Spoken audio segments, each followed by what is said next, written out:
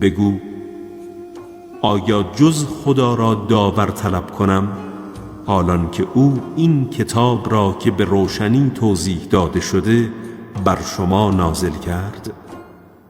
اهل کتاب می‌دانند که آن از سوی پروردگارت نازل شده، در حالی که سراسر حق است. بنابراین به هیچ وجه در حقانیت قرآن تردید نکن. سخن پروردگارت در دعوت مردم به تسلیم در برابر او با آمدن قرآن و پیامبر تمام و کامل شد، در حالی که این تمام و کامل شدن راست و همه معارف و احکام آن عادلانه است و هیچ تغییری نخواهد کرد، زیرا هیچ تغییر دهنده‌ای برای سخنان او وجود ندارد. اوست که بسیار شنوا و داناست.